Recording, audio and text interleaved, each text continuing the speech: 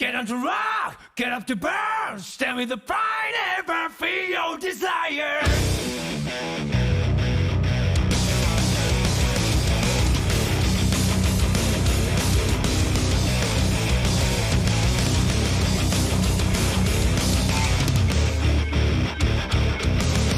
One day I noticed that my life was broken. It was not me who was controlling this body. Oh, I want to know what's really real to me. Before it vanishes like a wave. Get on the rock, get up the burn. Stand with the pride on me, the ways to make it. You must have heard it. Grasp the truth. Only high, right fears, that's what this made to start with. You haven't heard it, girl. Don't be afraid to listen to your own heart. Beat the sonic, that's my heartbeat in you.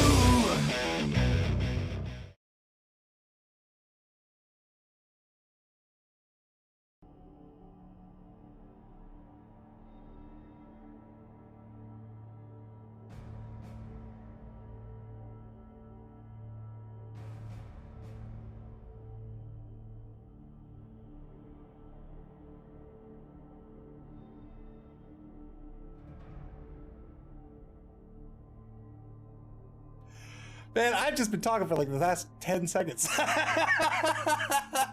Let's try this again. Good evening, ladies and gentlemen. It's Tuesday Night Blood Bowl here in the Mid-Atlantic Modeling League, week 5 of the Chaos Cup. And tonight we've got Mice versus Medieval. It's Coda Topo versus the Knights of Nuffle, Chime versus Clypheus, Skaven versus Brett. Let's take a look at the standings now that we can hear me. Oh, SP Beaver, thank you so much for the sub. 23 months. Have we been doing this that long? We've been doing it for longer. That's a long time. Thank you so much for your kindness. I appreciate it. Over in Division A, after 4 weeks of regular play here in the Chaos Cup, the first competition of the season, the Masters of MAML are sitting pretty in first place, undefeated with a record of 4-0-0. They're a Dark Elf team, followed closely behind by Artificial Bunnies, Poker Retman. That's a Skaven team. They're in second place with a record of 3-0-1. We'll see Skaven here tonight. McLeod's Maulers, coached by the Highlander, currently in third place with the Necro team, 3-0-1. All 3 of these races, excellent races in the game of Blood Bowl, and you can see in fourth place is War Horseman's Damaged Dragons, a Lizard team, another great race, 2-0-2, 6 points. And man, I think I have to play them next.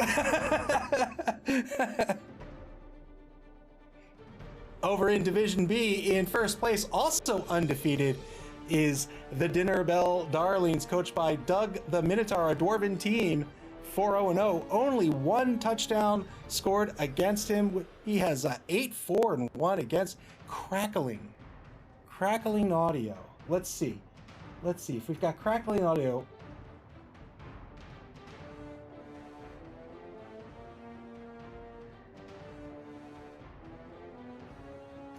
Is it crackling now? Do you have crackling audio now?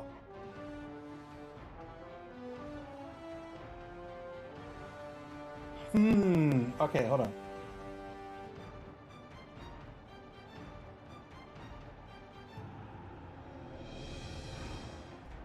Oh, you know what it is? You know what it is? I bet you it's... I bet you... All right, hold on. It's also a little quiet. A little quiet? I don't believe you.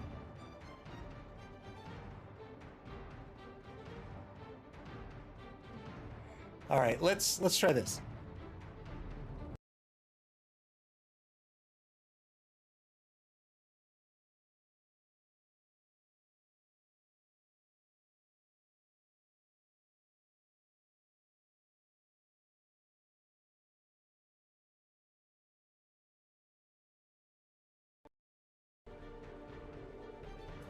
All right, how's that? Any better?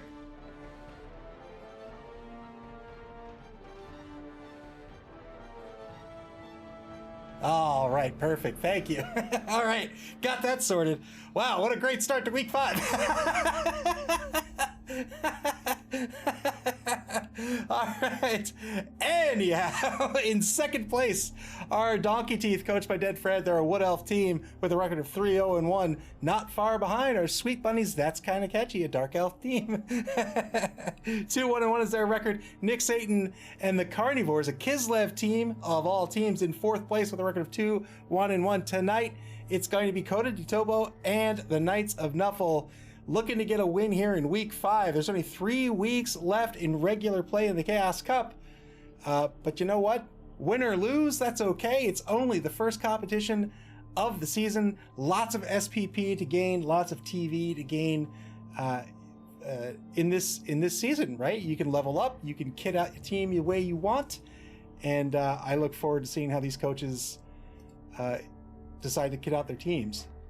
If they decide to kit out their teams, you can always switch your team mid-season to a different team. In fact, you can play one team in the Chaos Cup, you can play a different team in the Spike Magazine Trophy, and you can bring that original team back for the Dungeon Bowl if you want.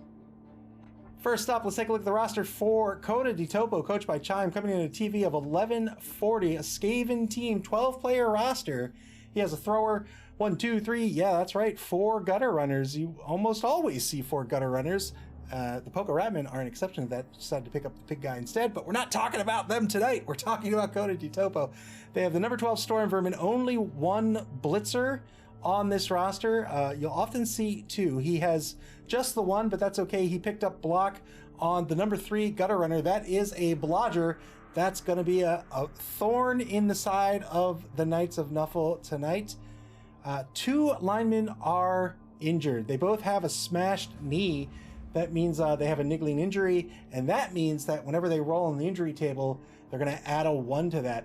And that, in turn, means that they have just increased their chances of getting knocked out, at least knocked out, from a 41 2/3% chance to a 58 1/3.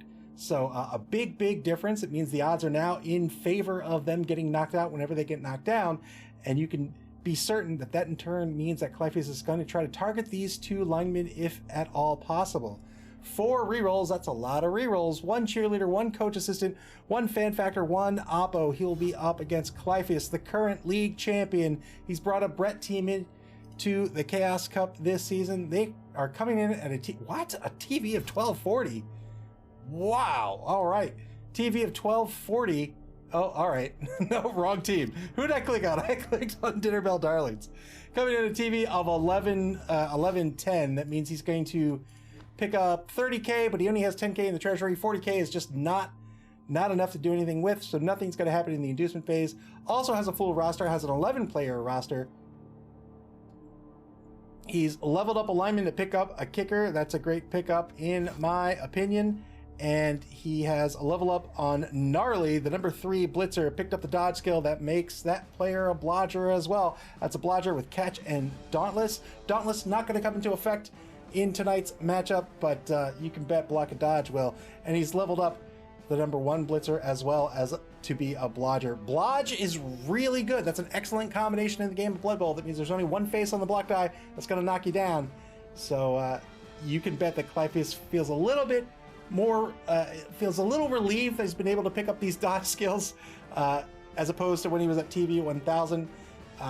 You'll see him start to kit this team out. How you kit out a Brett team, boy, it really depends on how you want to play them. It's a pitch control team. You'll notice there's a lot of fend. He has wrestle. There's dauntless. He can control a lot of area on the pitch, and he can be where he wants to be. The trouble is getting to where you want to go. 3 rerolls, 1 apothecary, 1 fan factor. What's going to happen in tonight's matchup? Boy, on paper, I really give this to Coda Topo. I think Skaven is just so nightmarish to play against, especially with a Brett team who just doesn't really have the movement options to really keep up. This Skaven team, if they play their cards right, they'll be able to score on offense whenever they want. If they get super lucky, they can score a couple of times and a half. Really, the only thing they have to watch out for here is their low AV of 7. Every block they take is a danger to them. Every time they fall down is a danger to them. They don't want to take blocks. They don't want to get knocked down. They don't want to have to make that armor roll because an 8+ isn't hard to make. And you can bet Clypheus is going to be going after these players just turn after turn after turn is going to be trying to take players off the pitch. And if he can do so, he will. He probably won't go after the number 3 gutter runner just because it's so much harder to take this gutter runner off the pitch than, say, any other player. But if a gutter runner is free to target, Clypheus will, and I have to imagine he's going to risk a foul on a gutter runner if he gets the opportunity. They are so nightmarish with that MA of 9, that AG of 4, and they come with dodge. If you can take them off the pitch, you're taking a lot of value out of a Skaven team. The Brett team, man, you just can't predict how they're going to play. Again, it's pitch control. He's going to, I think it's going to be decent use of fend. He's going to need to know when he wants to be marked and when he doesn't. Decent use of wrestle as well. And then otherwise, it's all about those blitzers, getting those blocks, taking those hits. On offense, he's just going to cage up. He's probably not going to pass. The blitzers do double as catchers. They have the catch skill. He could pass if he wants to, but this Skaven team's going to have a solid secondary, and they're going to be able to stop a passing game pretty effectively. So I really think it comes down to the Knights of Nuffle and what they want to do. That's how this game's going to play. This Skaven team's going to have to counterplay them because the Skaven playbook is set. Score, right? Take the ball, score. On defense, back off. Don't take hits. Clypheus is going to have to be the one who takes the momentum and tries to play the game that he wants to play. If he can do that, he can come out on top. Remember, Clypheus is the league champion. That's a big deal, right? He won an entire season. He's a great coach.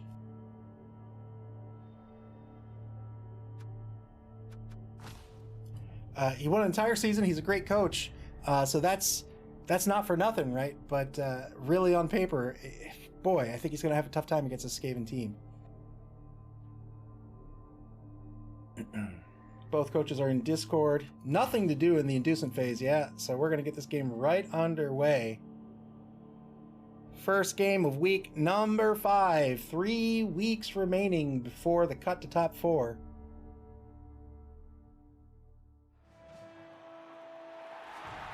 All right, and it looks like the Knights of Nuffle are going to set up on defense.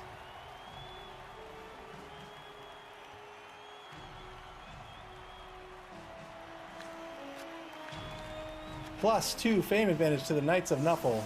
The crowd loves the Knights.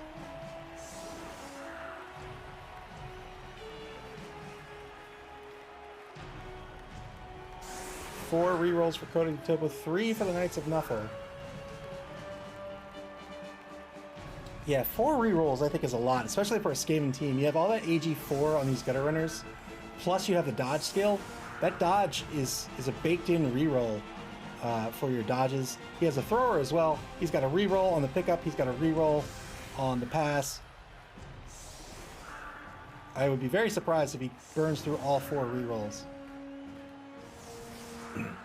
So you might be saying to yourself, well, okay, so what? He has a lot of rerolls. What's the harm? Well, A, he had to pay for it, and B, it counts against his TV.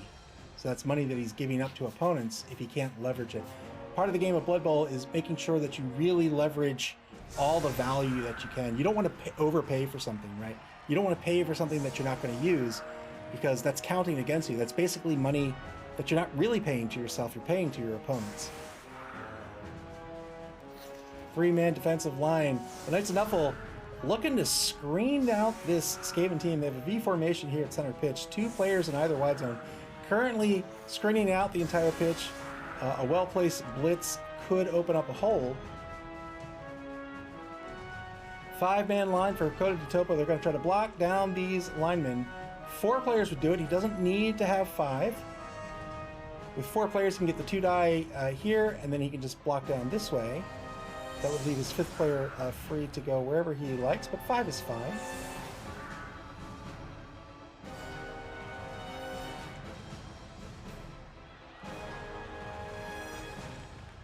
What Chime needs to be careful of here is he needs to make sure he has enough players to protect this ball when he goes for the pickup. Doesn't necessarily need to cage up, but he does need to have some sort of cover for the ball carrier when he picks it up, or else you will certainly see the Knights of Nuffle try to barrel down on the ball and snag it out from underneath of them.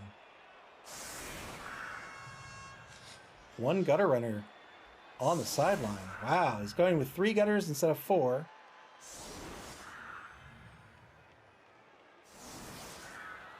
One gutter in either wide zone. Has the 3rd gutter runner in the halfback position. Pulls the thrower all the way forward. Moves the thrower back to the 16-yard line. It's a good place to be. He's got enough movement where he can pick that ball up wherever it lands.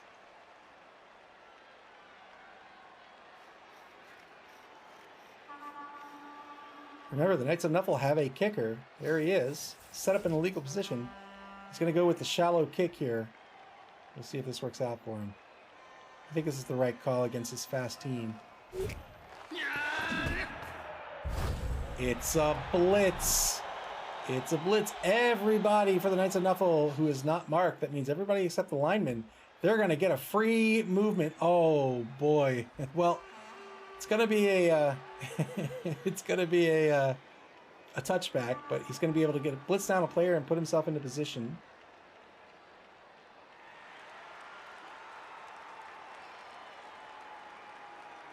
With a kicker, your scatter goes half as long, so he could have made that a little safer by giving himself enough distance to not kick that ball over the line of scrimmage. SP Beaver says needs to blitz a gutter runner. He's going to blitz the number 1 lineman instead. Gets a foul. He's looking to get that player advantage early. Breaks armor. There's the death before the game begins.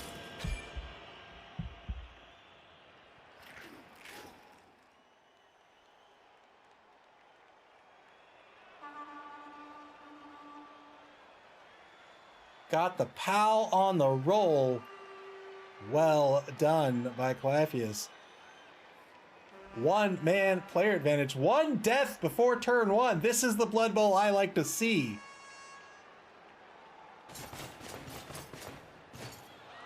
Uses his remaining movement with the number 3 blitzer, Gnarly, to mark the number 5 gutter runner, the halfback.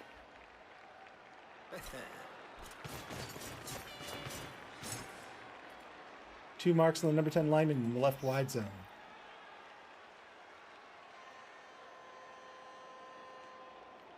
Probably see him move up this contingent on the right as well. If he's going to go aggressive, might as well go aggressive. Yeah.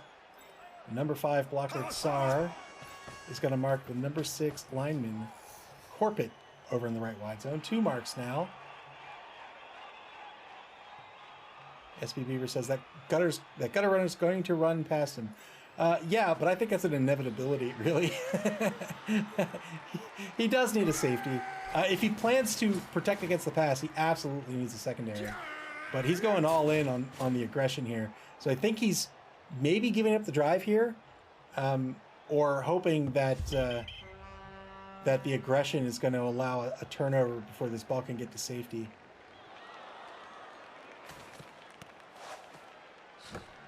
There's the touchback. Turn 1 begins. The ball is naturally given to the thrower. No ball pickup required for Coda Topo. Even though he has an AG of 4, always grateful for that touchback, so you don't have to roll that die. It's 1 less die you have to roll on your turn.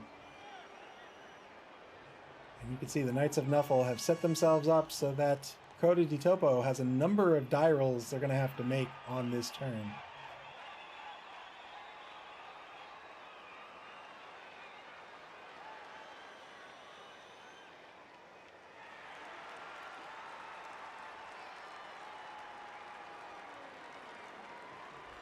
.40 seconds into turn number 1. Coda Topo down 1 player thanks to the blitz kickoff event table. Trying to figure out where they want to end this turn. They really can't. They need to secure the ball on their own half of the pitch for this first turn at least. They're not going to be able to get the ball down pitch and also be safe. They pull in the number 4 gutter runner back to center pitch to get the assist on the number 1 blitzer. We'll see what he tries to do here. I mean, he might take the block somehow, but he'd have to block down the line and get rid of number 2. And otherwise, I just would not be marking marking players. This will be fine, though. You get the 2-die block. Doesn't follow up. So it's currently 1 die on the line. Gets a push on the block.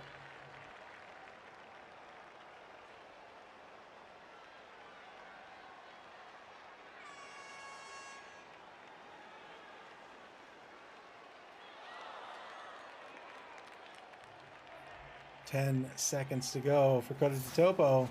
They're taking the 1 die on the line. They got the skull. They spend the reroll to get a push. He won't follow up, and now he'll try to block down the rest of the line with 8 seconds to go. 2 dodges with the gutter down pitch. Oh, he ended his turn on the sideline. That's dangerous. 4 seconds to go. Nowhere safe for this ball. Oh, he's going to throw it with a mark. He does. Long throw marked. Inaccurate pass. It's just going to get thrown all the way down to the 20-yard line. Coda di Topo got spooked. Chucked the ball down pitch. Effectively a punt. Now the Knights of Nuffle are going to have an opportunity to try to get back down on this ball. Really, their goal is to surf the number 3 gutter runner. Which they can already do with a 1 die. We'll see if they can make it better. Good block. Got an injury on Corpet. Pinched nerve. He'll miss next game unless the Oppo has spent 2-man player advantage now for the Knights of Nuffle.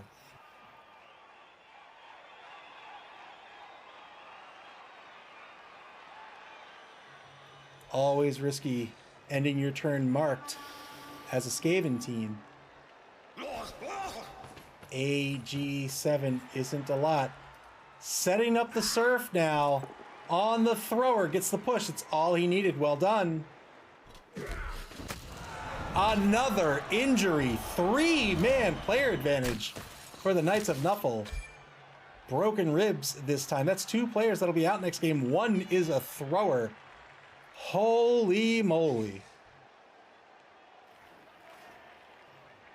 Blitz still on the table. Doesn't have... Yeah, he's going to take the 1-die blitz. He wants a push or something. Ah, he got it. Surfs number 3. And a KO. 4-man player advantage. Well done. That was the Blodger gutter runner. This was the best way to take him off the pitch. 4-man player advantage for the Knights of Nuffle here in turn 1. Now they'll pull back at least a player. Maybe just 1, in fact. They get a push over in the left wide zone. SP Bieber says KO seems lucky at this point. Yeah, you're grateful. You're grateful for the KO. Yeah, there's number 10 running back to the ball. We'll see if he risks a dodge with number 2 or not. He still has his reroll. 48 seconds left on the clock. Berserker Tempest, thank you so much for the sub. I appreciate it very, very much. It's very kind. Thank you. That's right. It is. You know what? It's better than a 4-player lead. Gets the assist on the line here. He's going to take a 2-die block against the other injured lineman. Only gets a push this time. He's not going to follow up here. I stand corrected. He's going to follow up. Is he not going to take the block with number 9 then? He wouldn't have taken the block anyway. Fair play.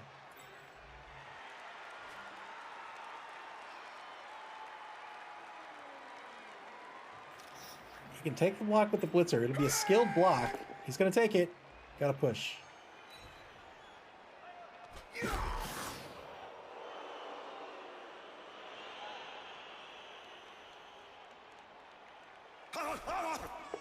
Takes the 1-die on the line. Gets a both down result. Got stunned for his trouble. An otherwise excellent turn here for the Knights of Nuffle. Turn 2 now. Back to Coda to Topo. The Knights of Nuffle screening out this ball. One blitz can change that. Looks like they're going to try to blitz the blitzer. The blitzer at the line of scrimmage. They take the mark? Maybe not. It's a good mark either way. Even if he doesn't blitz the blitzer, he puts himself between the ball and the blitzer. It's always good positioning.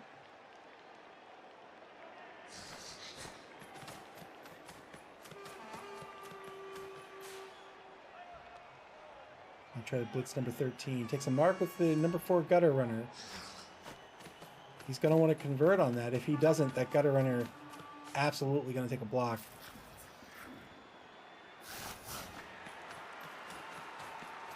Here's the blitz. 2-die blitz on the number 10 lineman. Both down result will work due to the block skill.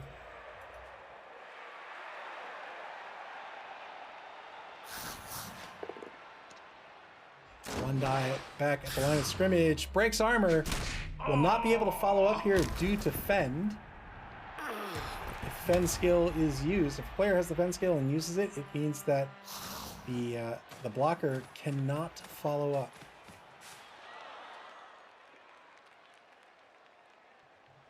Another good mark here. Takes a good mark with number 8. Gets between the number 4 blitzer and the ball.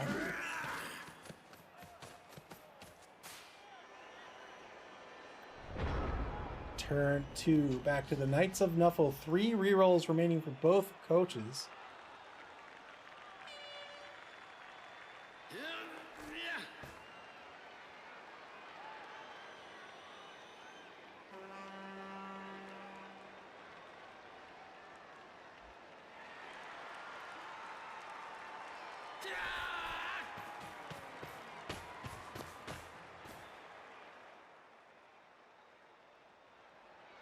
Who's the number 1 lineman, the peasant, across the line of scrimmage down to his own 6-yard line.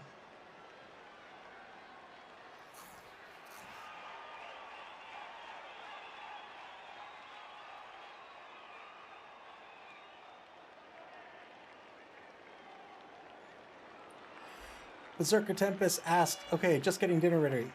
Is it safe to assume Brett's got a blitz first turn and never picked up the ball? They got a blitz on the first turn and it was a touchback, but yes.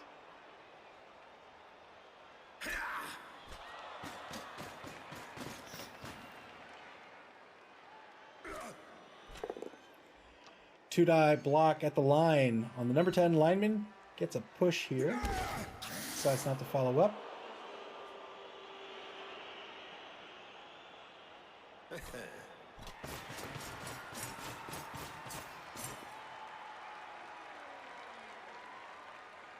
Blitz still on the table. He needs to get at this ball. Good dodge behind the line of scrimmage to get the 2-die on number 8. Here it is. Blitzes for a push. He wanted something better. He'll push. Yep, he'll push right here. He doesn't want to push him towards the ball. And he wants to leave himself free to move toward the ball. He'll try to pick it up here. Good pickup. Well done.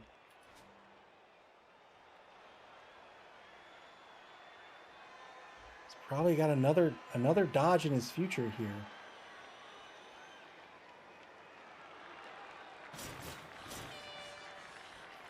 Unless he's just going to do a YOLO punt or something. 2-die block. Deciding if he wants to re-roll this or not.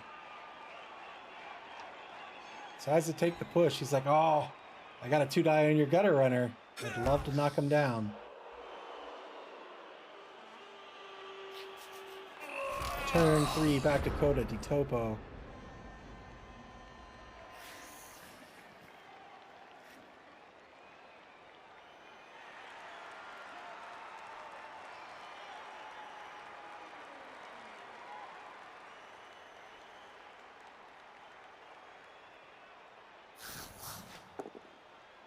Boy, they start this off with a 1-die.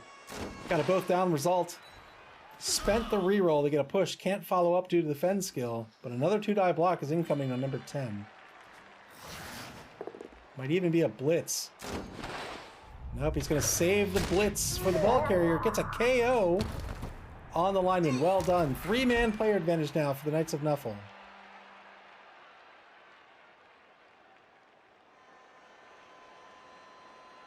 Boy, if he's going to take this one die... Oh, is he going to do it uphill? Uphill one die block. A double pals! Oh my goodness! Wow, where's the ball going to scatter?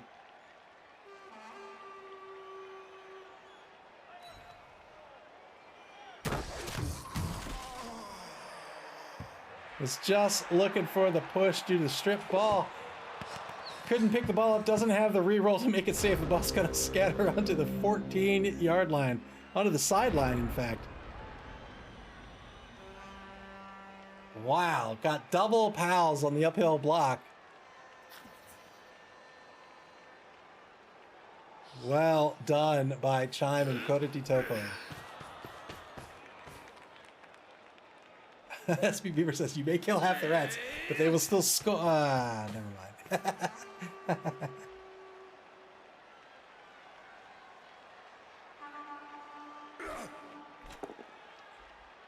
Two-die block on the number 4 gutter runner is going to be a dodge push.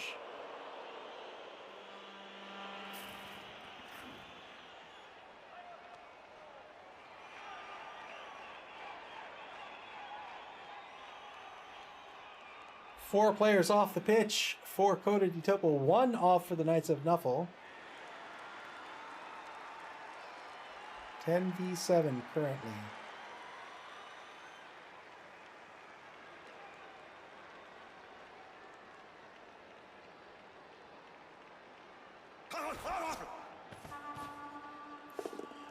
Two-die blitz. It's going to spend the re-roll here. It's going to be a dodge push. It's going to be a dodge push. He's going to push him back here, no doubt. All right, he pushes him to the sideline. That's fine, too.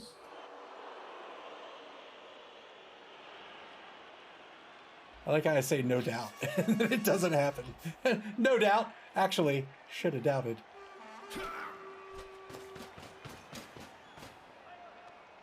Yeah, sidestep would be fantastic. Sidestep is great skill in general. Two-die block. Both down result works out.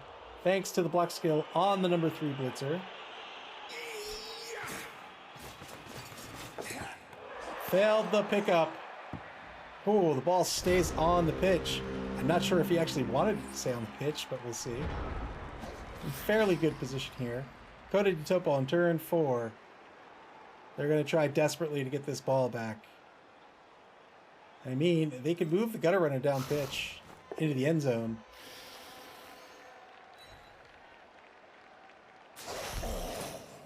Oh, boy.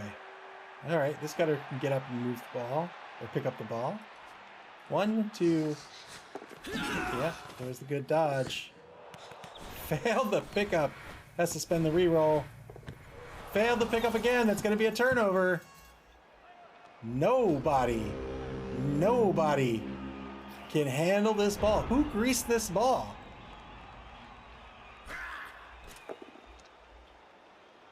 No, I don't see any grease, but I'm sure it's there. Number 6 breaks armor, gets a stun out of it.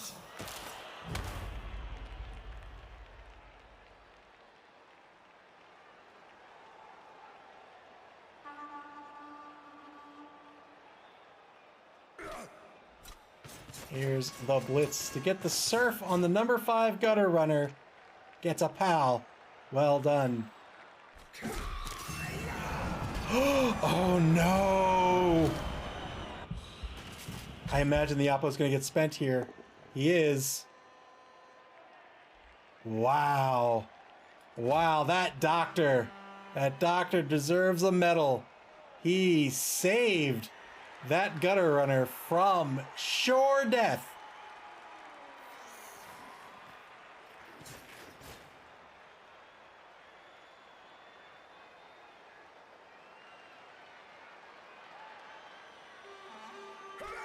We're going to see another block here. 2-die block on the number 4 gutter runner. This time it's only going to be a push.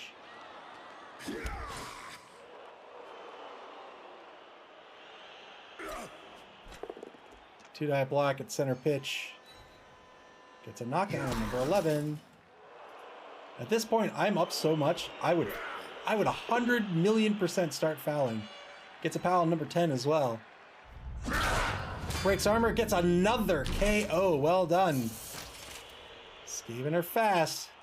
They're also brittle. That's, what? 4-man player advantage now for the Knights of Nuffle. SP Weaver says he doesn't need to foul. The way he's rolling, he certainly doesn't.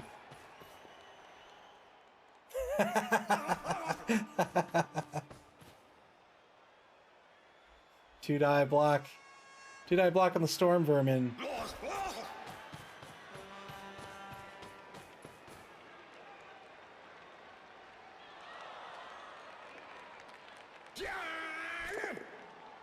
Gets a push.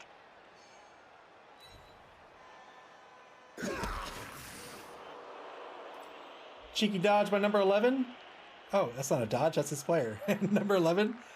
Come in to try to pick this ball up. Or just protect it.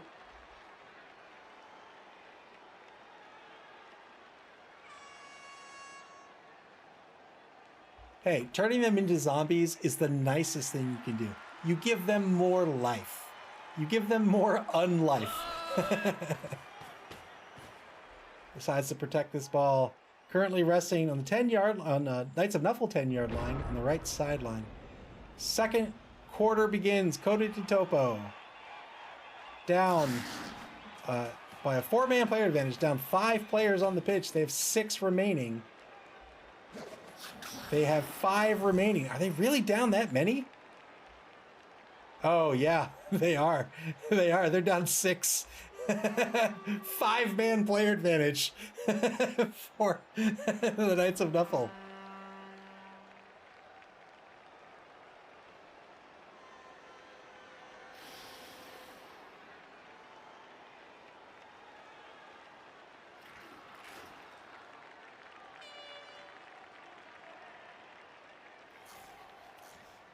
Coda Topo really running out of options here. If they want to score, I really think they just have to put their fate in the hands of Nuffle. But honestly, you're down so many players, it might just be time to throw in the towel, fail the dodge, and save your players. Chime did say before the match began, he said he's going to win this match even if it's with a single survivor. We'll see if that holds true.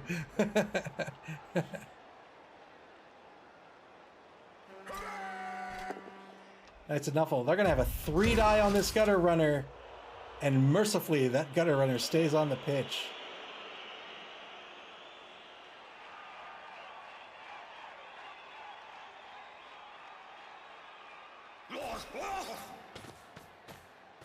Coda Topo had an opportunity to save this gutter runner. I thought he would have taken it. It's 2 dodges. Yeah, there's a -1 on this dodge, but you have AG4, and then you have a positive dodge out. 2-die blitz gets the POW on the injured number 9 lineman. He's looking to break armor. Didn't get it.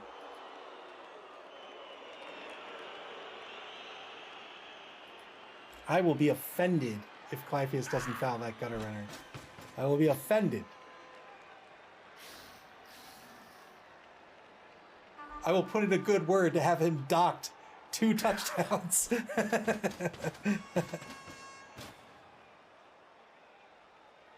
Gets 2 assists on the number 11 lineman. Goes for the ball pickup. Well done. Gives himself a lane to run through.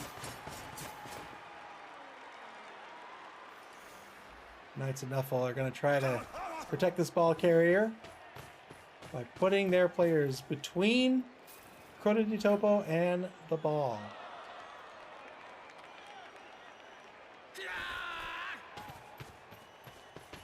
Oh, you coward. 2-die block gets a push here on the number 12 Storm Vermin. He'll follow up, he'll get another 2-die out of this.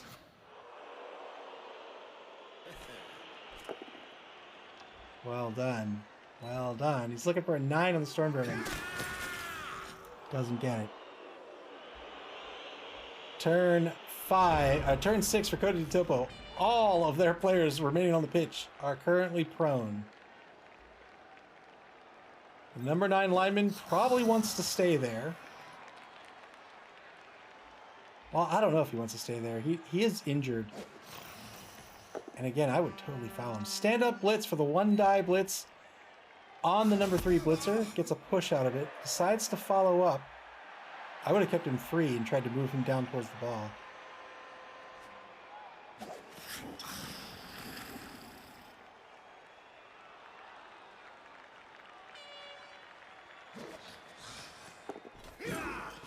Good dodge by the downfield gutter runner. Yeah, look at that. Lots and lots of dodges and GFIs. He takes a mark on the number 4 blitzer, but that blitzer is going to get a 2-die block on this gutter runner coming back, at least. Malik, welcome to the stream. What's up? There's Orkin. Orkin is on the pitch right now. They're doing some extermination.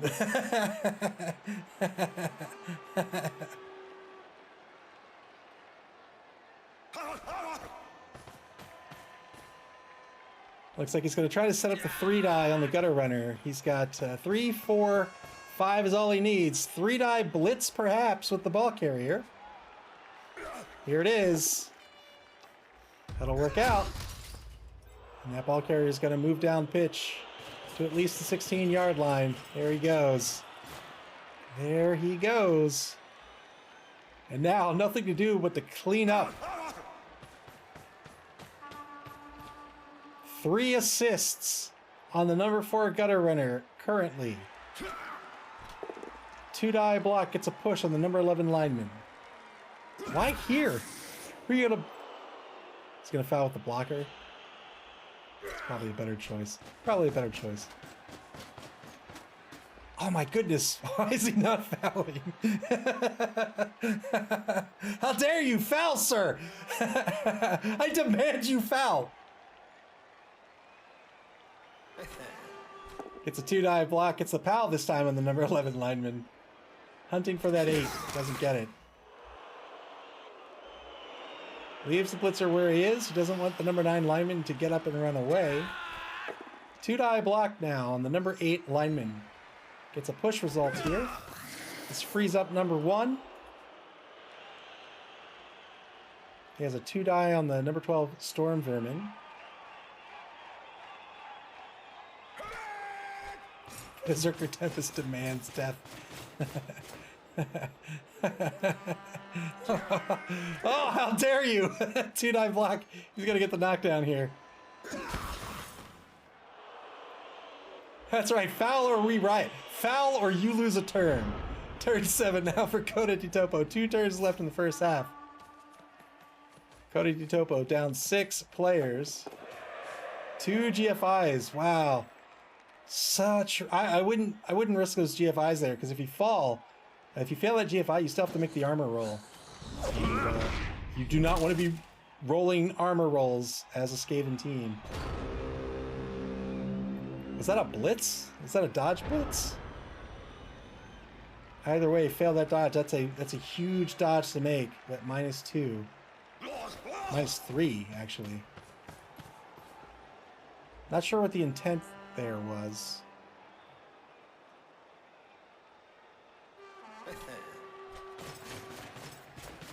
Two-die blitz on that number 8 lineman.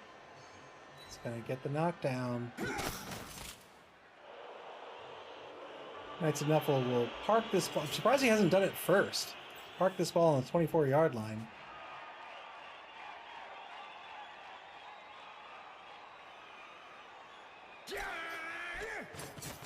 There he goes. He'll camp out there until turn 8.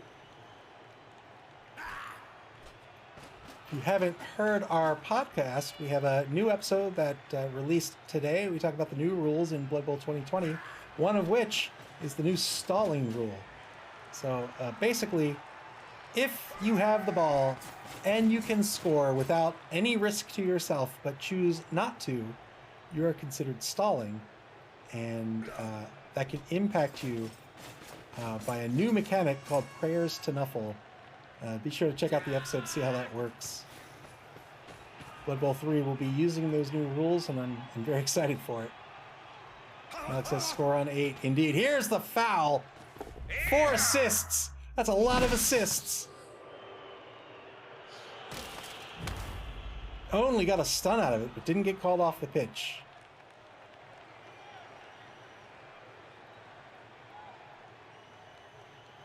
Alex says, wait, why is that a thing? Why is stalling a thing in BB 2020? Is that what you're asking?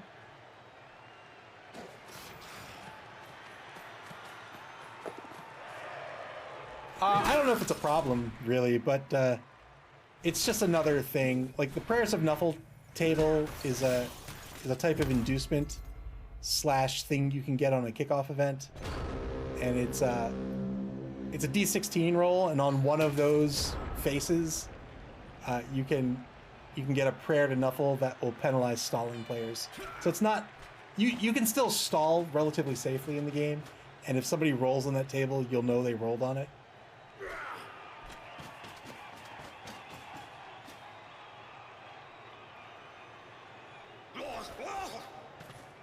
Looking for the 3 die. 3, 4, 5, 6. Needs one more for the 3 die block on the number 11 lineman.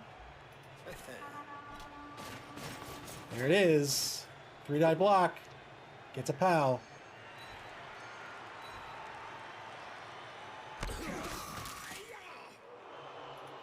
Malik says, you know, it's 100% going to hit like GFI. Oh, I know it. There's the score. Well done by Clypheus and the Knights of Nuffle. They score on defense. Praise the sun. 1-0. They're going to take the lead here.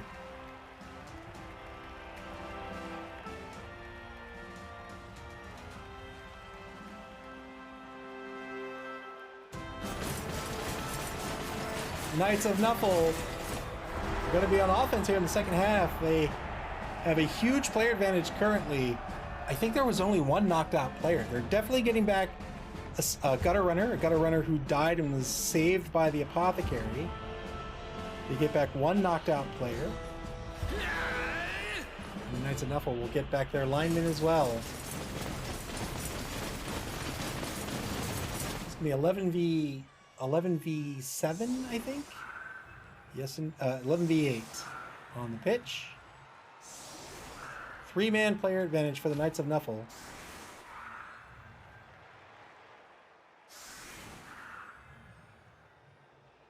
Coda to Topo almost certainly going to go with a 3-man line. Yeah, they go with a 3-man wide line.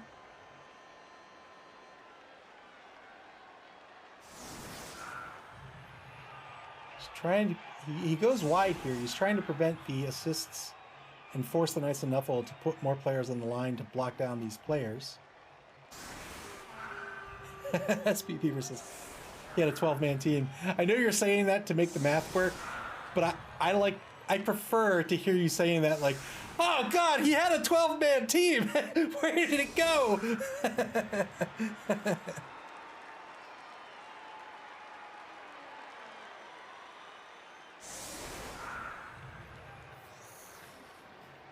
Seven-man offensive line for the Knights of Nuffle currently. They will absolutely block down this Skaven line.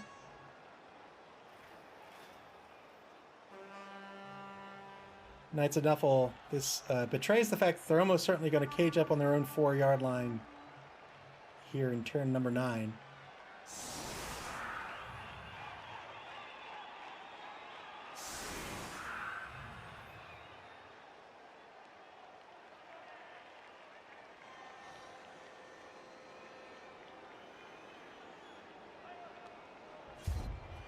Here's the kick. Unlike the Knights of Nuffle, Coda to Topo does not have a kicker. That's going to be a touchback. Knights of Nuffle will not have to roll for the pickup here. They will take that, and turn 9 will get underway.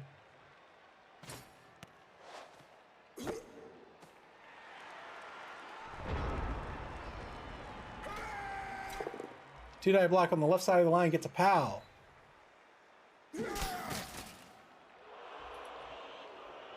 Two-die block probably on the right. No, he'll take it at center. Gets the knockdown due to the block skill. Still didn't break armor. Final block on the line. Gets a push.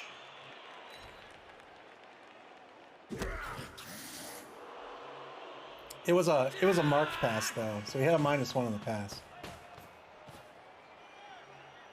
It was a marked lawn pass, so it was really -2.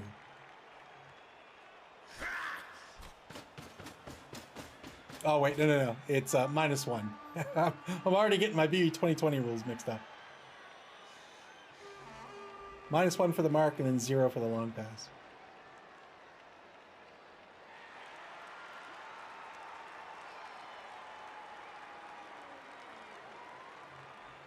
Nope. It's -2. It's -1 for the long pass and -1 for the mark. Tudai Blitz gets the push on the number 2 gutter runner.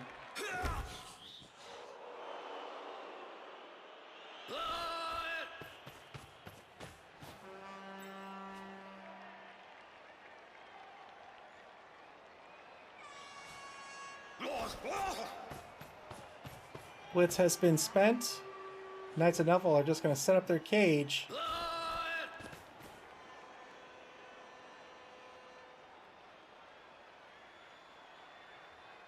It was a long pass, not a long bomb, so it's a -1 on the long pass, and then a -1 on the mark. Malik asked, oh wait, do I still have a free copy of the new game? You certainly do. On February 23rd, expect to receive a code in your Steam inbox. February 23rd is the release date of Blood Bowl 3. Malik won a copy of Blood Bowl 3 in Season 1 for being the only team to defeat Wenger in the Dungeon Bowl. One die stand-up blitz. It's gonna break armor here.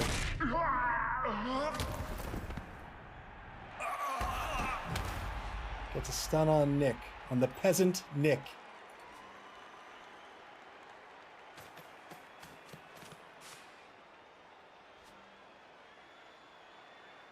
I don't know what that's saying. All I can think in my head is even a blind squirrel is right twice a day.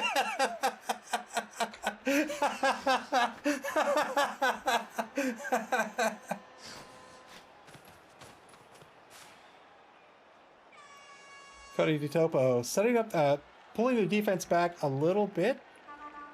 Man, it's really tough. They're so fragile. They don't want to take hits. They do have the strip ball gutter runner, I think. Oh, is he out of the game? Oh no. Oh no.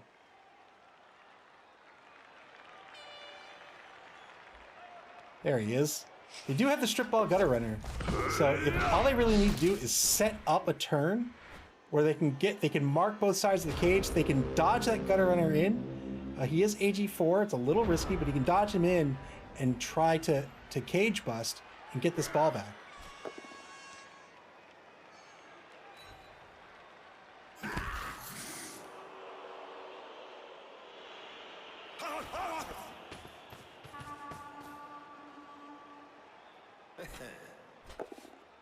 Tudai block double skulls at the line of scrimmage, right dead center in the middle of the pitch.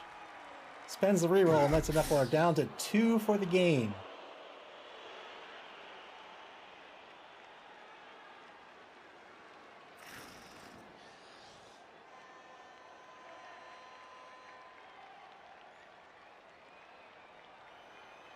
One minute, 32 seconds left in turn number 10. The Knights of Nuffle in a very good position here.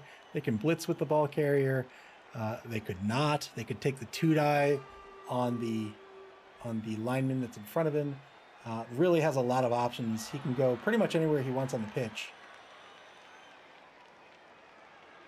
Made all the more potent with his pitch control skills such as fend and wrestle.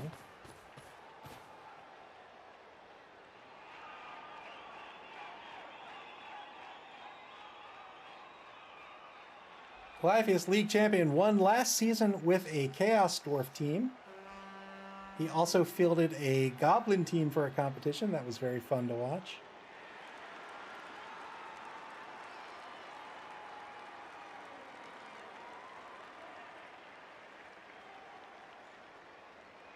One minute, 4 seconds left. Clypheus deciding where he wants to end up here on this turn. He's certainly going to cross the line of scrimmage. He's undoubtedly deciding if he wants to take the 2-die on the lineman or make that a blitz on the lineman.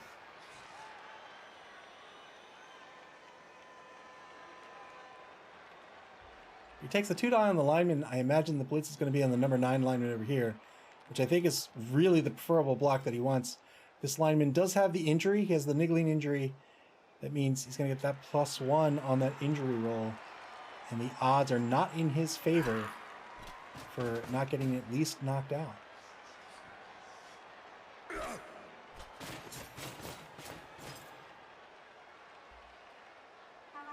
He's going to cage up here on the 6-yard line.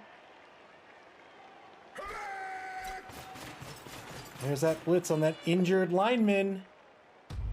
Works out through the block skill. Doesn't break armor.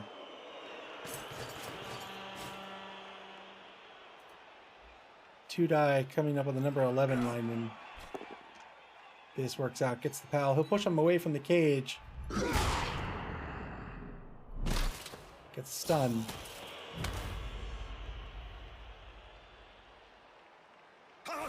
We'll fill in the back corner of the cage. 2-die block over on the right side of the pitch.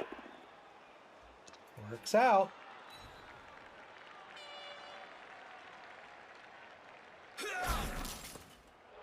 And that'll be the turn. Turn 10 back to Coda di Topo.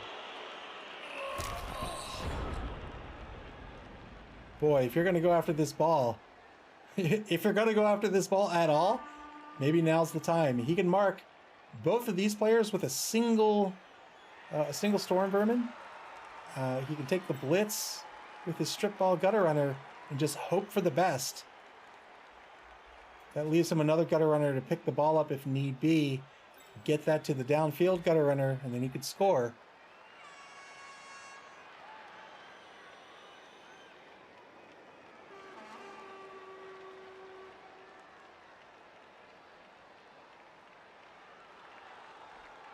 Just 7 players remain on the pitch for Coda di Topo. Skaven teams don't need a whole lot. MA9, AG4. It's really hard to contend with.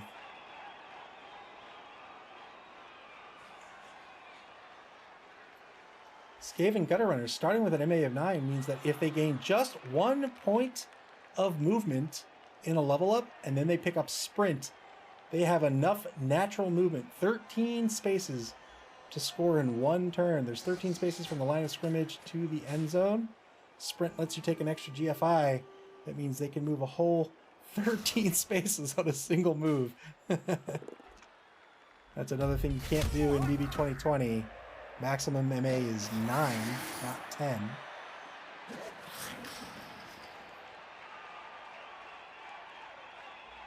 Takes the blitz on the corner of the cage. It's not going to allow him to strip the ball of the blitzer. We'll see if he can hold the line. He doesn't really have a line to hold, though. This cage is almost certainly going to move up over here, or even right here. He's keeping the number 2 gutter runner in scoring position.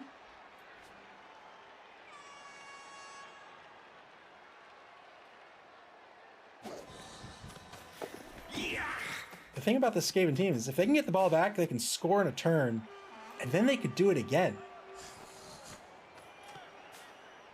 I think one of the pickups for Coda di Topo that he should be thinking about on one of his linemen is the kick skill. These really fast, nimble teams really benefit by having a kicker. You can place that ball, you can do a short kick, and then you can just nab the ball. 2-die block, double pal on the number 9 lineman who still stays alive.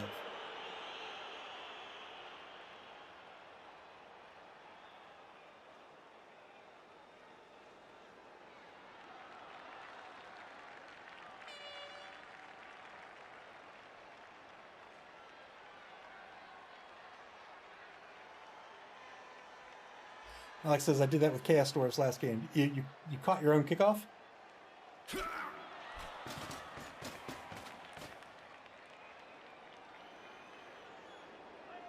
It's always great when you do that. It's always great. 2-die blitz on a gutter runner gets a push.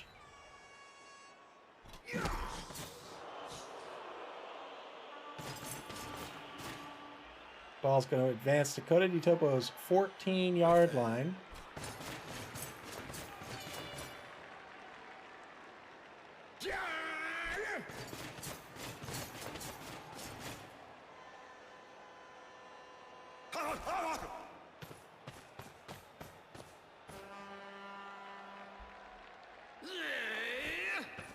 Cage has been set up. Blitz has been spent. There's one block left to take. One player left to position, the number 13 lineman. Until after the block, that is. Two-die block.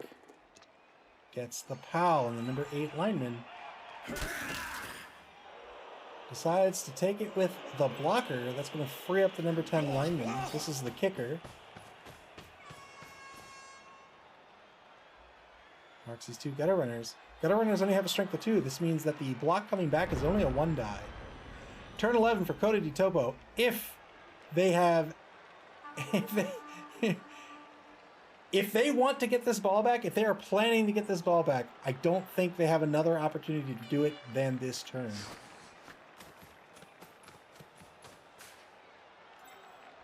Pulls the number two gutter runner back. He wants to keep him in throwing position. You can only throw a maximum of 13 spaces.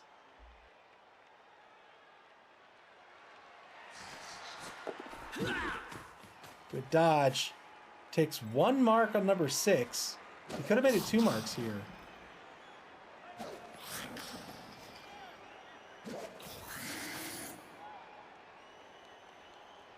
Boy, there's got to be something more coming out of this. You don't want to end with everybody marked.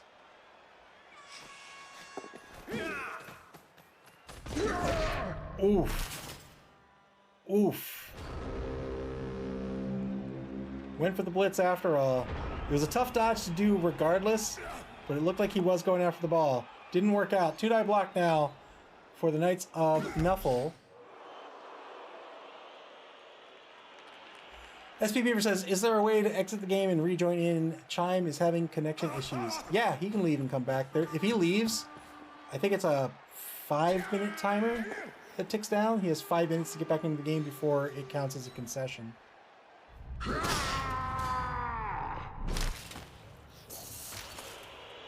Gets a KO on Neater the Lethal. That was the injured lineman. He will mercifully be KO'd.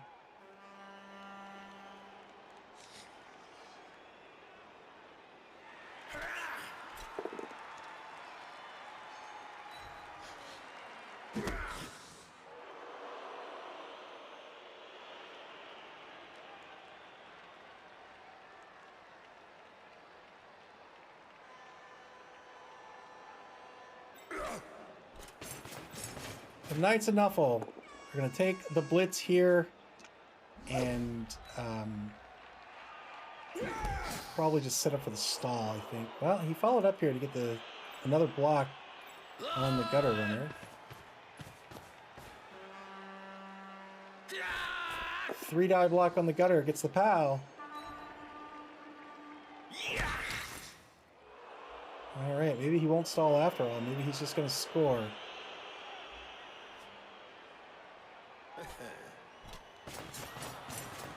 There it is. 2-0. The Knights of Nuffle increase their lead. Coda di Topo going to have another drive. Praise the sun! Praise the sun!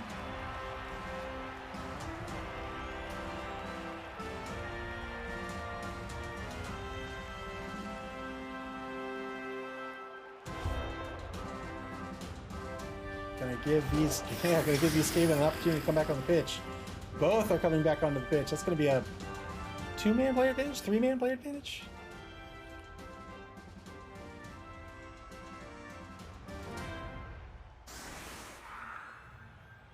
Two-man player advantage now for the Knights of Nuffle. Coda di Topo is going to be on offense.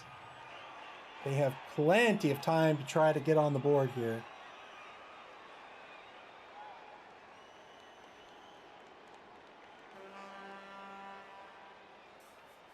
I think scoring was a good call. It increases your lead to the point where you're almost guaranteed to win this game. And being on defense, he's just going to have more time to beat up on these Skaven. If this Skaven team... I really think this gaming team doesn't want to end each and every turn marks so much. Those marks are just giving up free blocks to the Brett team.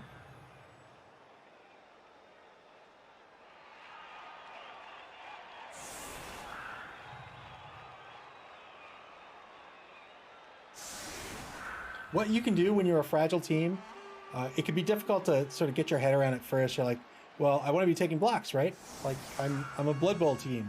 Sure. But what you can end up doing is you can end up taking a blitz. You can position your players in such a way that you can take a blitz, push somebody away or knock them down, and then spend your remaining movement with the blitzer to position him to get the assist on another block, and then that block can free up that player to be an assist on another block, and so on. And you can take those blocks and push people away and still hold your opponent to a blitz. Perfect defense. The Knights of Nuffle get to reset their defense if they want. They have that kicker. It's a shallow kick. We'll see if he pulls players off the left side of the pitch or not. Currently screening out the pitch against the Skaven team, which makes sense. If you wanted to screen out the entire pitch, I'd probably go too deep, but this is fine.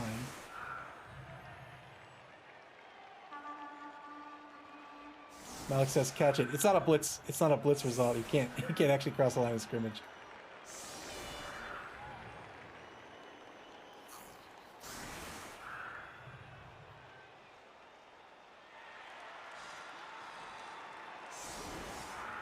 Yeah, he is going to pull players off that off the left line zone. He's going to try to get this ball back.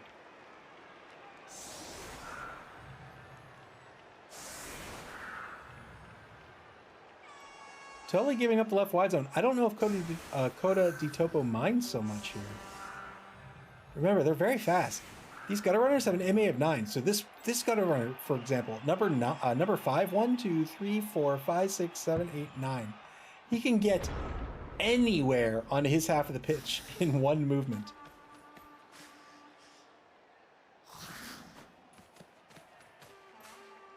Oh, Coda de Topo. Looks like they're going to cage up on the ball.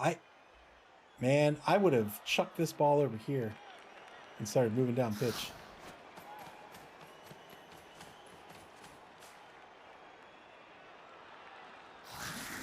Looks like he's going to take the blitz on number 11. Oh, so all these marks are scary. Wow, wow, wow, wow, wow. Yeah, exactly. Hand off to a gutter runner, and let's have that gutter runner book. He could set up with a full cage. He could have set up with a full cage with that. He could have even set up with a calf cage.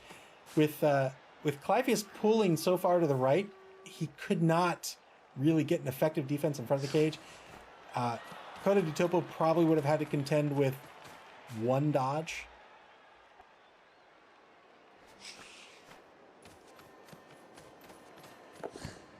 Good ball pickup by the number 4 gunner. Wow! Set up the cage around the ball. Ran out of the cage. He's GFIing here. Spends his reroll. There's that handoff. Failed the handoff. Yeah, so if the play here was the handoff, after all, you could have gotten away with... If you were really scared about the pickup, you could have gotten away with 2 players. But man, so what he was trying to do there, if he failed the handoff, he wanted to keep this ball safe. But if you're picking it up here, the ball's going to scatter somewhere. So if you want to keep the ball safe this way, you need to spread these players out a little more.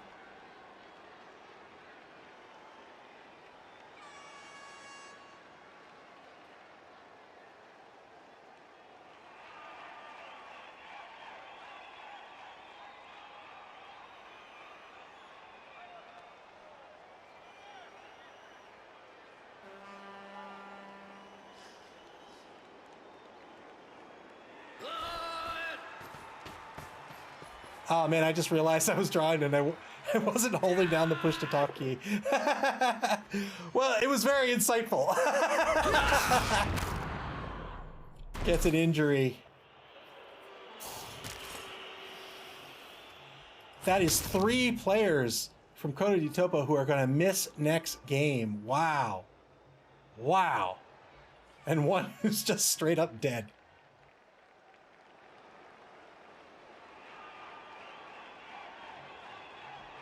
Currently has a 2-die block on the number 3 gutter runner.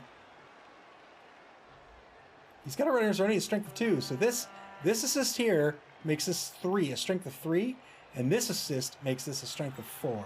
So that's still a 2-die.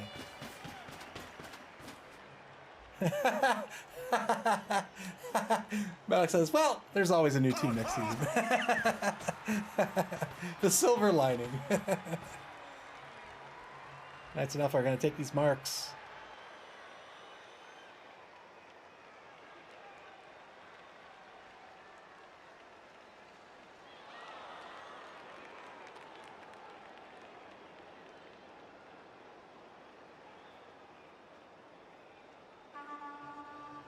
Knights of Nuffle with 5 players left to action. Here's the blitz. They're going to take a 1-die blitz on the Stormbream, and they're going to go after this ball. Doesn't follow up. Is he going to GFI onto the ball? No, he knows better.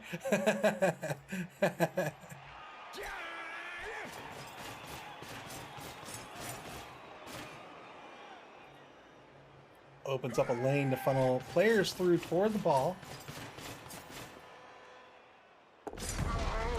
I just said he knew better. He's gonna have to spend the reroll here. Oh, failed the pickup after the successful GFI.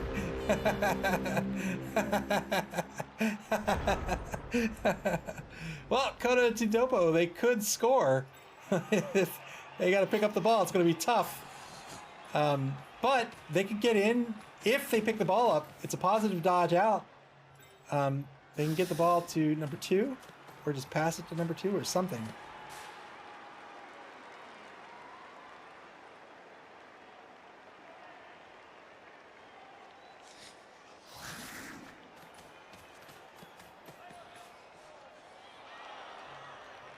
One final quarter for Coda di Topo to try to score in this game. There's the dodge. Good pickup. Positive dodge out. Well done. There it is. He's going to go for the handoff. It's a marked handoff. Works out. Positive dodge, and he'll get on the board. And that is how you do Skaven. 2-1. Coda di Topo's on the board. Well done.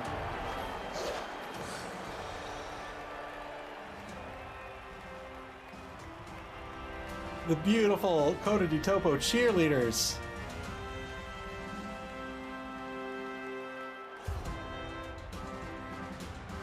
Well done by Chime to get on the board there.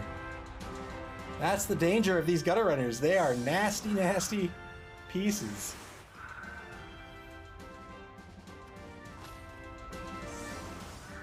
With 3 turns left, Coda di Topo can absolutely tie this ball game up. 3-man line, 5 linebackers. Let's go.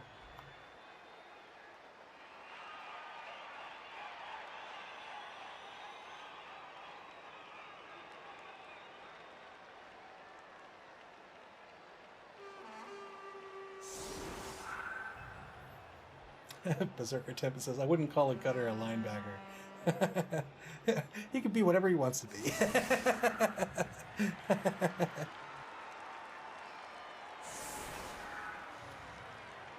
8-man offensive line for the Knights of Nuffle.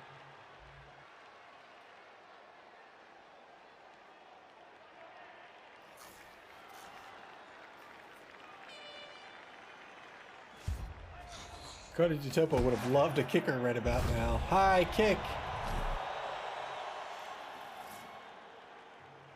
Knights of Nuffle are going to try to grab this ball.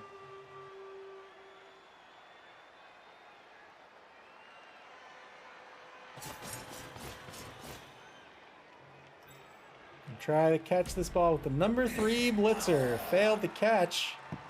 Wow. Rolled snake eyes on the catch. Turn 14 now. 1 reroll remaining for the Knights of Nuffle. 2-die block on the left side of the line. Gets a POW. First order of business to block this line down. Gets a great stun here.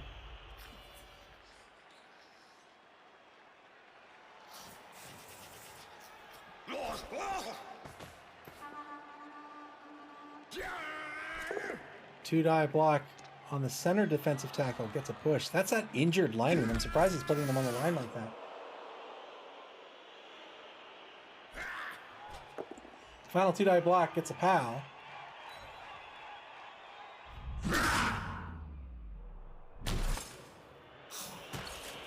Wow, another great stun.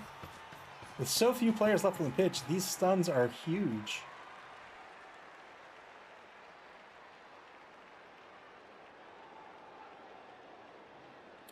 They are sacrificial, but I would have... I mean, if you're just going to kill them, I would have fired him instead. I just would have fired him. Then at least you get a journeyman who's a little more resilient.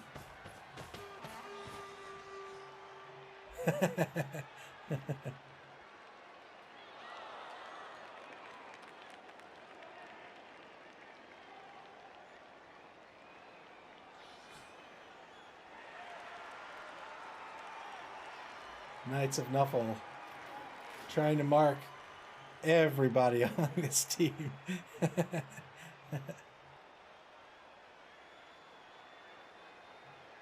Under a minute to play in turn 14 for the Knights of Nuffle. If they play their cards right, they can score a third time.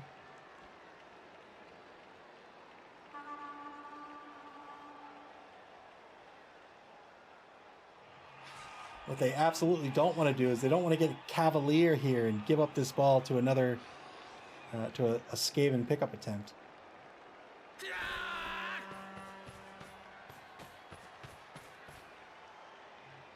Looks like the cage is going to end up on Coda di Topo's 6-yard line.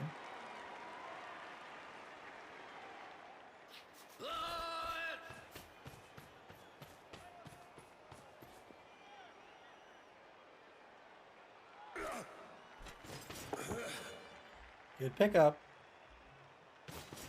Oh, he's going to go for the handoff.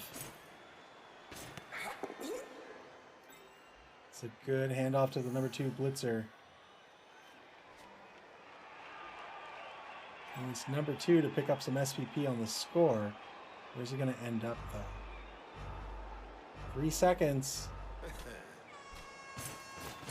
Taking the blitz.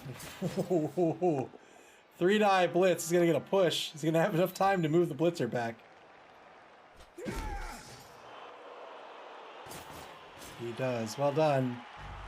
Turn 4. Oh, my goodness. Oh, my goodness.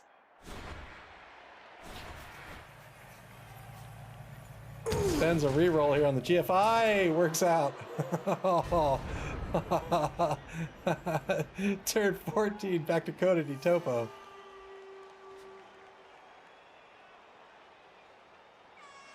That's right, 1,000%. You knew the minute you stopped shy of that GFI, you knew his thought was, you know what? This won't fail, right?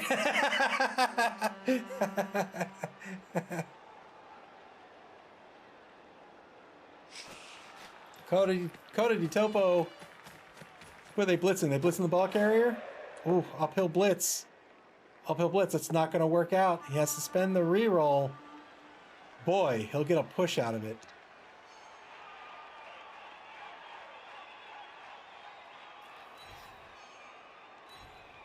Where's the ball going to end up? That's not where Coda di Topo wants it. Had to try something. I think that was as good opportunity as any to try it. But man, you're you're trying for a draw, and you're putting your gunner in a huge risk to do it. I respect it, though. I respect it.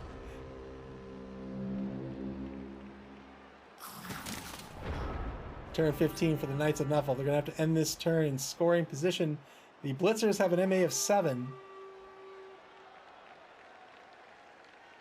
That means they need to get to the 14-yard line in order to score.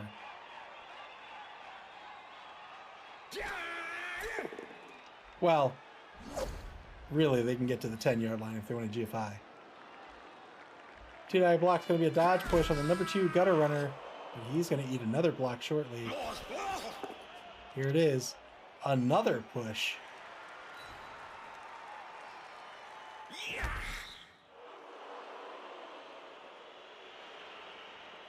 The Knights of Nuffle currently can open up a lane right here if they wish to.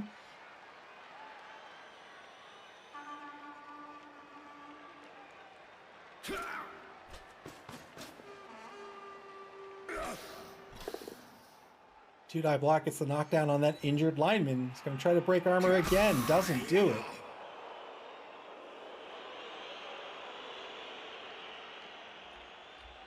Made a great call in turn 0 to kill the other injured lineman on the blitz kickoff event. This one though, this one just will not go away.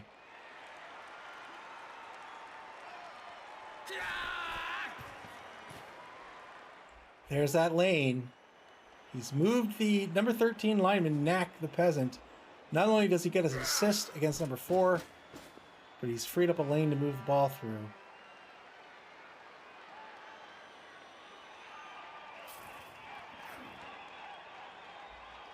Probably wants this on number 4 at this point.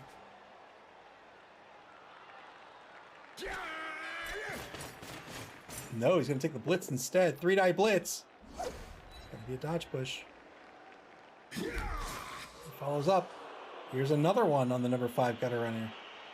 3-die block. Oh, he's going to pick the ball up first. He does. Good pickup.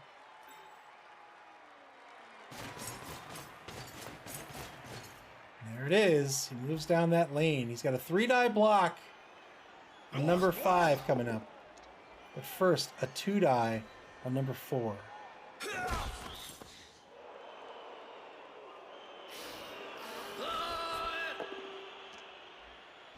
going to get a dodge push out of this. He'll follow up. Yeah, well done.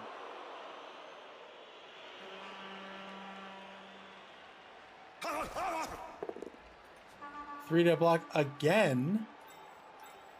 This is going to have to be a dodge push unless he re-rolls it. Oh, he doesn't have a re-roll. Oh, he took the both down result. Wow. He said, you know what? We're both AV7, but you're a gutter runner. I'm a lowly peasant. I appreciate that trade. Turn 15 now for Coda Topo. If they want to tie this game, they have to end this turn in scoring position. That means a gutter runner is going to have to move down pitch. Which also will probably keep him safe, so he's probably okay with that. Oh, boy. He gets an assist on the ball carrier. But who's left to go down pitch?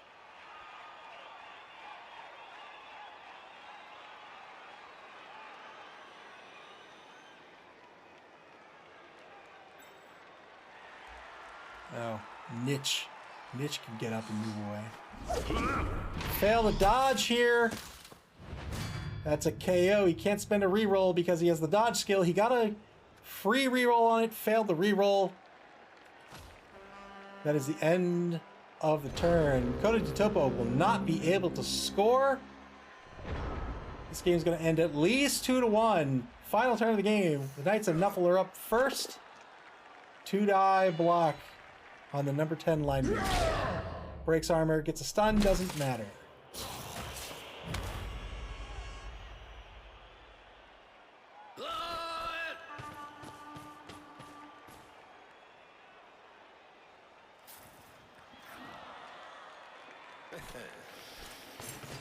Here's the blitz. Gets the pal. That's all he needed to make this a 3-1 game. We'll see if he takes his other blocks first. He doesn't have any rerolls left. I would probably take the SPP on the touchdown. It looks like he's going to do just that. Coda Topo with 1 turn left. They could theoretically get a touchdown here. Wait, I'm sorry. Praise the sun! They could theoretically get a touchdown here. But really, they're hoping for a riot.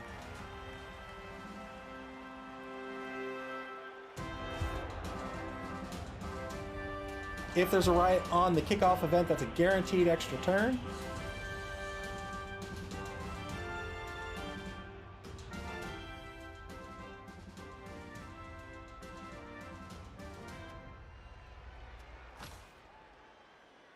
Coda D Topo with 8 players on the pitch. They're facing a full complement of Bretonians.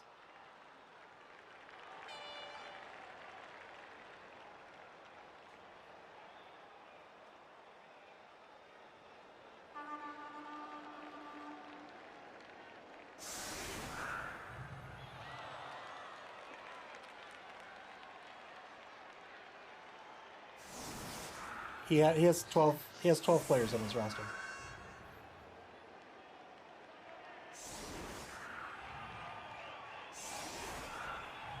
The Brett team pulling a lot of players back. They're not pulling them too far back.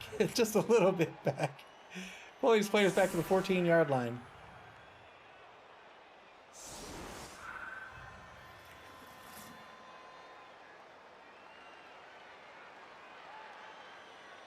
He has a kicker. Coda and Topo will need to set up here. Their setup is not that tricky. Because they have the gutter runner to pick the ball up, that gutter runner, again, as we mentioned before, can get anywhere on this half of the pitch. So it's not going to matter too much where Clypeus kicks the ball, but you can be almost certain that if Coda and Topo wants to run down the left wide zone, he's going to kick over here and he's going to force that pass, if it needs to be a pass, to be as long as possible. Remember, there's a little bit of a discrepancy in Blood Bowl. Movement is by squares. So, 9 diagonally is just as far as 9 orthogonally, even though by physical distance it's longer. But for a pass, it's by physical distance.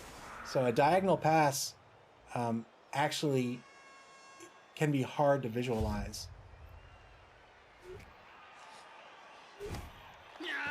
Here's the kick. Oh man, he got his riot. He got his riot. Wow, deep kick by Clypeus. So this will be a pickup to a handoff almost certainly. Why the blitz on the line?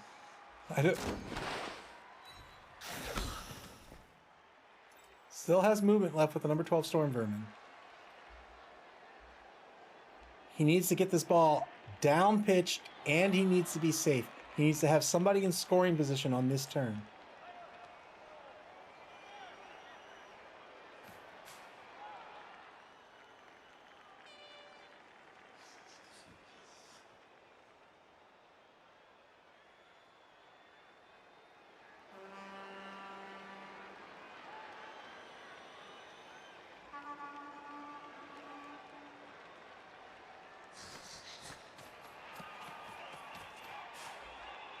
Oof. Looks like he might be giving up on the score here. He's just going to take some blocks, push this team away, pull them to a blitz.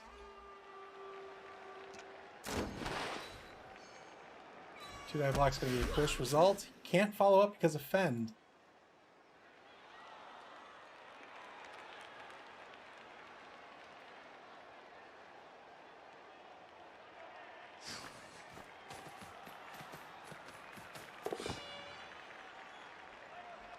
Good pickup by the number 5 gutter runner. Pass to number 4. No, he's going to GFI for the handoff. Good catch. A handoff is just a catch roll. It's basically a pass without the pass.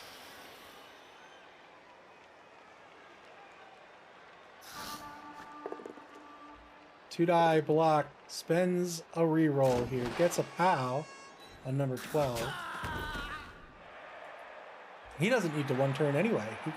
He's got 2 turns. The problem now is if he gets this ball down pitch, he's not going to have anybody to protect this ball. If he wants to move this ball down pitch, he's going to have to dodge out these players. But he also needs to end in scoring position. So there's... Oh my goodness gracious. Malik called it. Way more dangerous to GFI. Oh, that'll be it. Turn 16 for the Knights of Nuffle. The final of this game is going to be 3-1. Will the Knights of Nuffle get any more SPP? Will we see a GG foul? 2-die blitz is a push on the number 9 lineman. The number 9 lineman's going to live another day. That's right. There is a 10, 100,000, 10,000, 100,000 million. There is a 1 in 10 million chance of a success rate on a GFI. And it's absolutely right. That's just math. 2-die block gets the pow here on the number 12 Storm Vermin.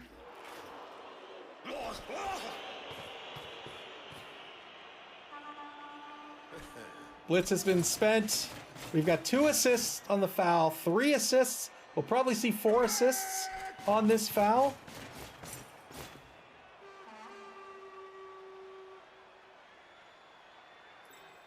Fouling with the number 10 lineman.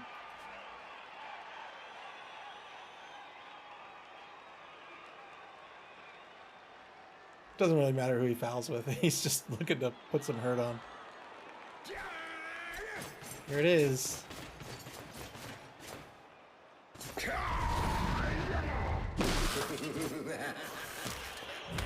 Breaks armor, only got a stun out of it. It's not going to matter. That's going to be the game.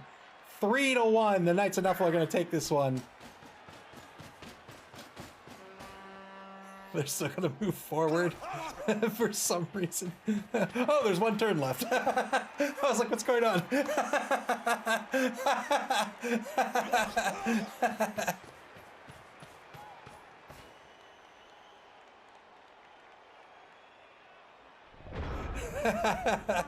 I already called it. Was that a catch? It doesn't look like it was a catch. It looks like it was a handoff. Yeah. There we go. All right. So he handed off back to 5 so he can get the SPP on the number 5 gutter runner. Fair enough. And now a foul coming back.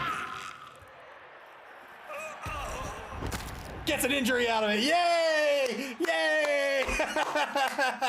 Hooray! But he got called off. That's going to be the end of the game.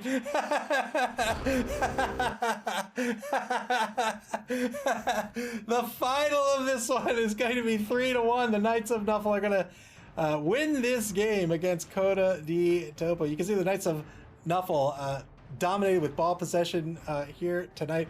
The Skaven team didn't have the ball for too long, but as a Skaven team, you don't really need it for too long.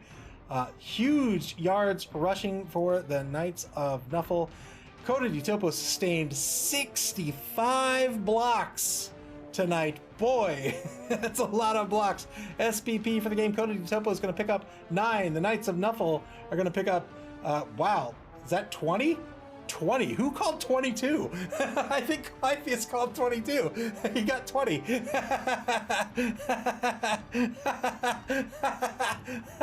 Well done. Good for you. Oh man, all right, let's take a look at the schedule.